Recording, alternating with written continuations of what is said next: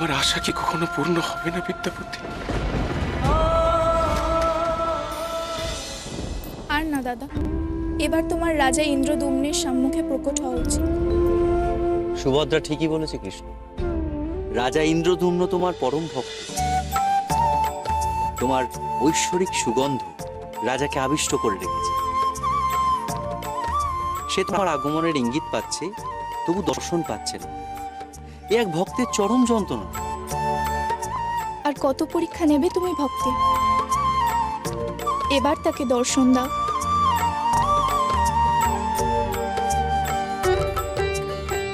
দাদা বলরাম, বোন সুভদ্রার যখন সেই ইচ্ছে, তখন তাই হবে। তবে ওর আরো কিছু সময় লাগবে। প্রতীক্ষা যত বাড়ে তত হৃদয়ের টান বাড়ে। আমার ভাগ্যই মন্দ বিদ্যাপতি, নইলে এতজন জ্ঞানী শ্রেষ্ঠ পণ্ডিত কোনো পথের সন্ধান দিতে পারলেন না।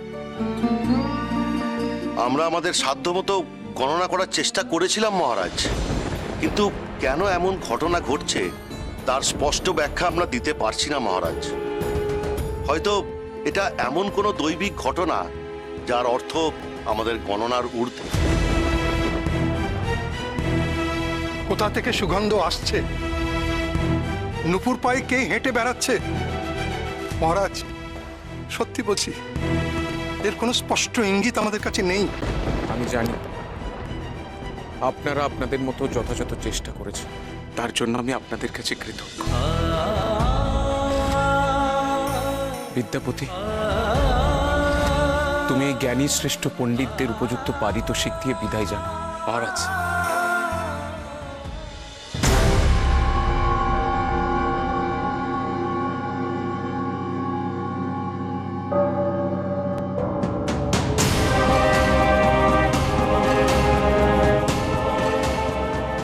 শোনো চন্দ্রকেতু, এক অযাচিত সুযোগ চলে এসেছে আমাদের হাতে। বিদ্যাপতিকে হত্যা করার এটাই সুযোগ। কি? এই সুযোগ হেলায় হারালে চলবে না। যাও যাও।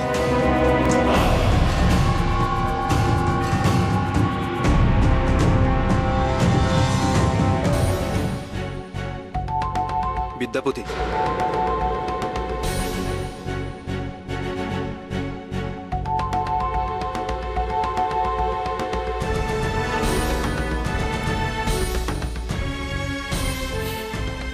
তোমার সাথে আমার কিছু গুরুত্বপূর্ণ কথা আছে।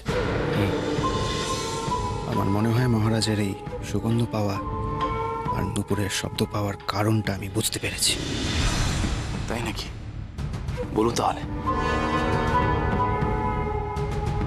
এখানে নয়, তোমাকে আমি একান্ত গোপনে বলতে চাই।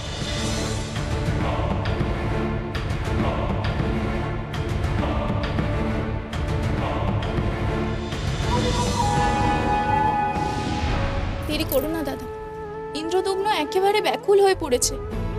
এবার তাকে করুণা করো। তুমি তো জানো বোন, আমি এক ভক্তের কাছে আটক হয়ে আছি। আর এক ভক্তের কাছে প্রকট হই কি করে? দুই ভক্ত যে কলিকালের আমার এই নীলমাধব রূপ দর্শন করতে চায়। কিন্তু নীলমাধব রূপের কথা তো রাজা ইন্দ্রদুম্ন জানে না। জানে না, কিন্তু সে উপলব্ধি করতে পারে। তাই সে আমাকে দর্শন করার জন্য ব্যাকুল হয়ে পড়েছে।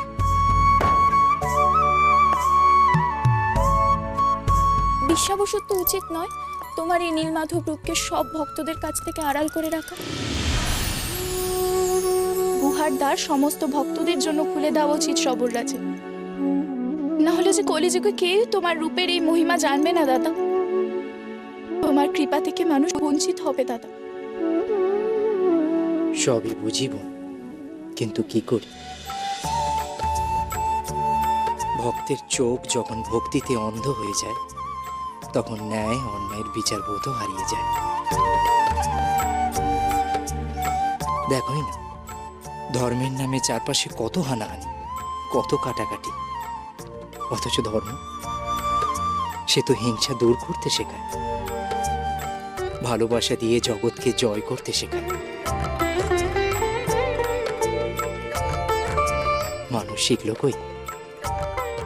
তবু তাকে বোঝাও কৃষ্ণ। বোঝাবো, অবশ্যই বোঝাবো, কিন্তু অন্ধ ভক্তি কি তা বুঝবে?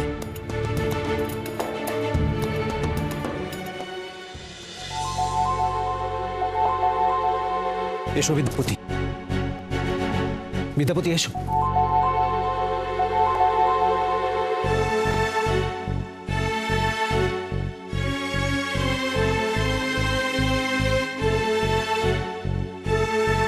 দেখো বিদ্যাপতি, দাদা যে সুগন্ধ পাচ্ছেন বা যে নুপুরের আওয়াজ শুনতে পাচ্ছেন, সেটা আসলে কোনো অলৌকিক ব্যাপারই নয়। কি বলতে চাইছেন আপনি?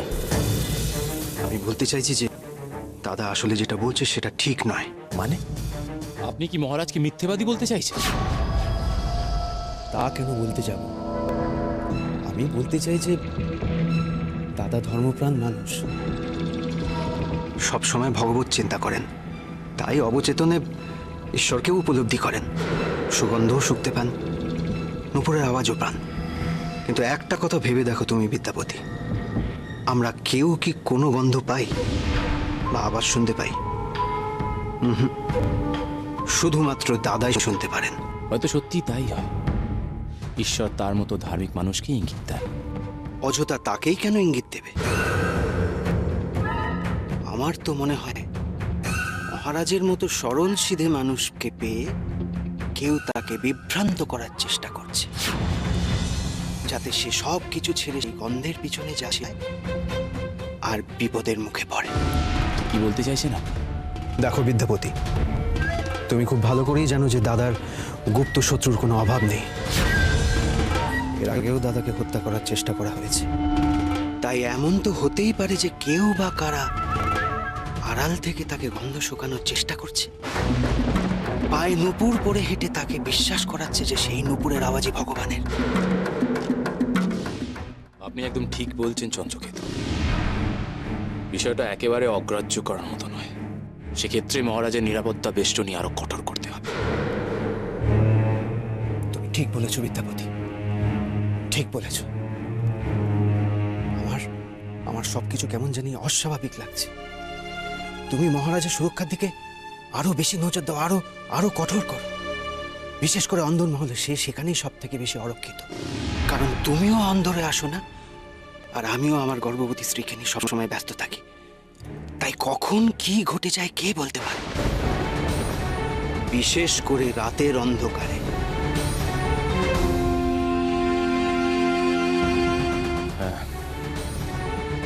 আপনি যথার্থই বলেছেন।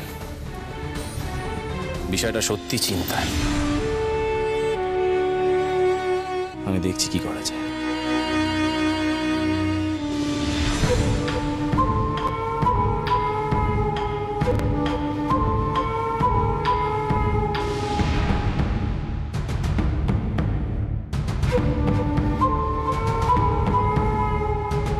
বিদ্যাপতি, তুমি সব থেকে বড় ভরসা। পারলে তুমিই পারবে দাদাকে রক্ষা করতে।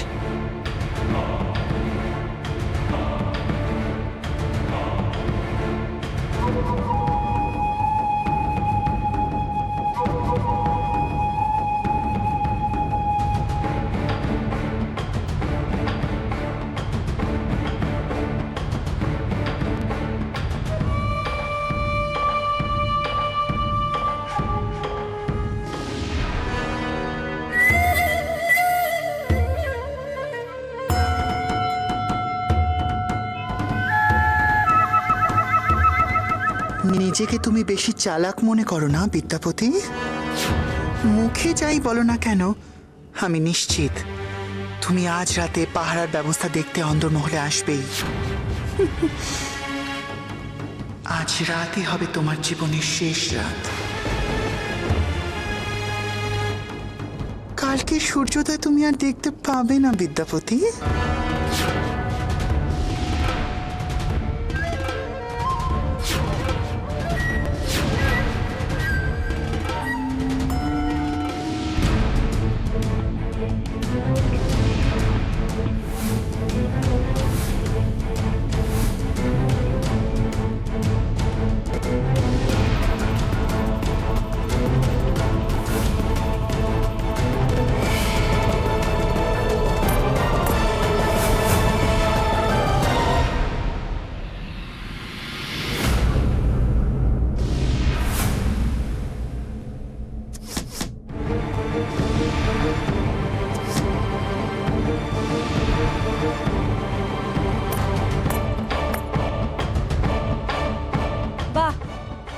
চমৎকার। সবার লক্ষ্যভেদ না হলেও কিছু জনের হয়েছে এবং বাকিদের প্রায় কাছাকাছি পৌঁছেছে।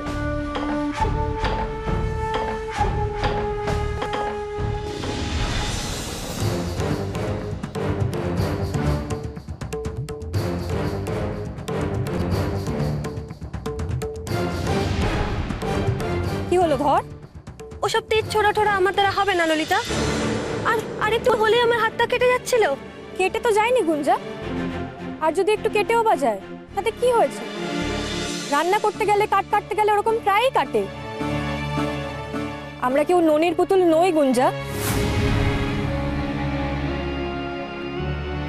এসব শেখার কি দরকার ললিতা? এইসব কি মেয়েদের কাজ? মেয়েরা মেয়েদের কাজ করুক আর ছেলেরা ছেলেদের। মেয়েরা পারে নাকি যুদ্ধ করতে, অস্ত্র শিক্ষা করতে? নিশ্চয়ই পারে। পৃথিবীতে এমন কোনো কাজ নেই যা মেয়েরা পারে না।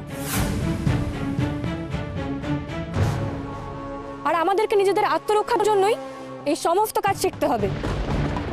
আর মেয়েদের কাজ, ছেলেদের কাজ, এসব আবার কি? আর এই দেখ না, আমি তো আমার মাকে সেই ছেলেবেলায় হারিয়েছি, আর বাবাই আমাকে একই সঙ্গে, বাবা মা দুজনের স্নেহ দিয়ে মানুষ করে তুলেছে। ছেলেরা যদি মেয়েদের কাজ করতে পারে, তাহলে কেন মেয়েরা ছেলেদের কাজ করতে পারবে না? কেন তারা পুরুষদের মতো বীর যোদ্ধা হতে পারবে না? বল আমাকে। ঠিকই বলেছিস ললিতা, ও কিছুতেই এসব শিখতে চায় না, বড্ড অলস। এই তুই থাম, খুব হরতালে তাল দিচ্ছিস যে। বলি, তীর ছুঁড়ে ছুঁড়ে যদি আমার হাতটা শক্ত হয়ে যায়, তাহলে এই হাতে আমি চুড়ি পরবো কি করে বল? তেমন হলে চুড়ি পরবি না। চুড়ি পরার থেকে নিজেকে রক্ষা করার বিদ্যাটা জানা ঢের প্রয়োজনীয়। নে ধর ধনুক, ধর বলছি।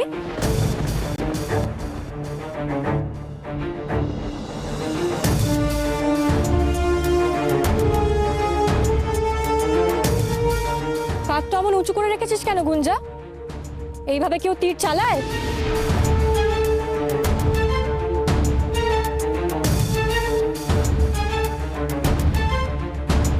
প্রথমে এক চোখ বন্ধ করে তীরের ফলার দিকে লক্ষ্য কর। সেখান থেকে সমান রেখায় লক্ষ্য কর লক্ষ্য বিন্দুকে।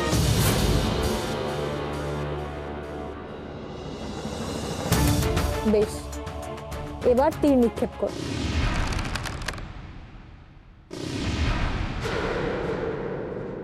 ওরে দাঁড়া দাঁড়া দাঁড়া!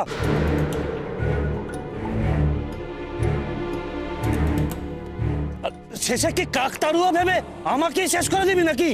তুমি এখানে? আসতে বাধ্য হলাম। এসব কি অনাচার করছিস তুই? তুই কি ভুলে গেছিস আমাদের সর্দার অহিংস নীতি নিয়েছে,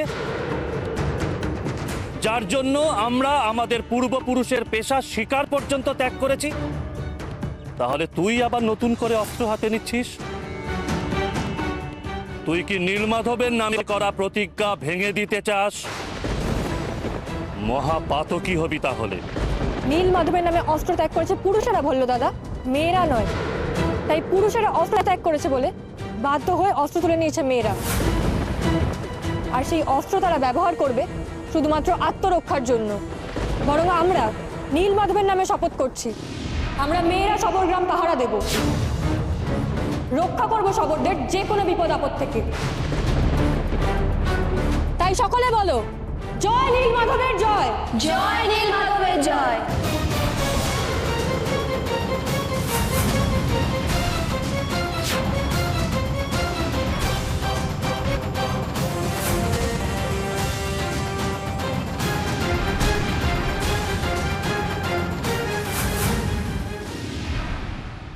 বাহ, চমৎকার! খুব তাড়াতাড়ি তোমরা দক্ষ ধনুর্ধারী হয়ে উঠবে।